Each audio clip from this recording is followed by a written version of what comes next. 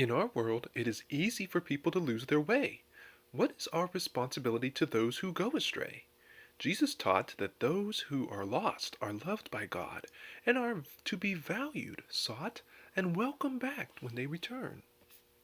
The Pharisees and scribes positioned themselves in their community above the average person. Because of their knowledge of the law, they were considered the authority on what was acceptable. But here Jesus leveled the access to God the Father because through the Son all are welcome at the dinner table, a place of communion and intimacy. And that brings us to our key verse for today, which reads, "But the Father said to the servants, 'Quick, bring the finest robe in the house and put it on him. Get a ring for his finger and sandals for his feet. For this son of mine was dead and has now returned to life. He was lost, but now he is found.'" So the party began. Luke chapter 15, verse 22 and 24. Although most commentators focus on the lost son and his actions and relationship with the father, the story is about two sons.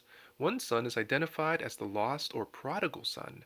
The other is often identified as the good or dutiful son. Rather than remain in the safety and comfort of the father's house, the younger son wishes to launch out on his own. He does not see himself as needing the father's wisdom and personal instruction. By going to a far country, this son is not only distancing himself geographically from the father, he is also distancing himself spiritually. In this far country, he then wastes everything, all that he has been given by the father. These verses further amplify just how lost the son is.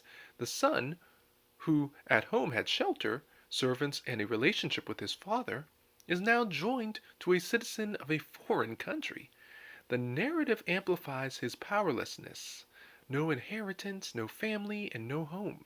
The son who demanded an inheritance and felt compelled to pursue his own freedom is now bound to a foreigner who can dictate his life decisions in the way that the son had not wanted the father to do. The helplessness and humiliation of the son is visible to all.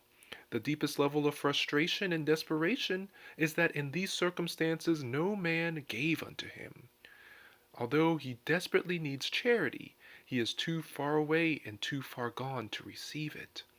But when he comes to himself, he realizes that it would be better to be a hired hand in his father's house than a slave somewhere else. With this new understanding of his life situation and a full realization of his mistakes and sin, he then thinks of doing something about it. More profoundly visible in the narrative are the father's actions in response to the son. The father A sees him, B is filled with compassion, C runs to him, and D throws his arms around him, and E kisses him. Those listening to this parable would not have expected the father's actions. Surely the father would be angry, list all the sins of the son, and demand some form of punishment for wasting the inheritance. Instead, the list we get is the father's overwhelming, joyous acts of welcome for his son. This verse is a strong contrast to the beginning of the parable, with a boastful son demanding what he considers to be rightfully his. He humbly realizes that he has made a mistake and sinned.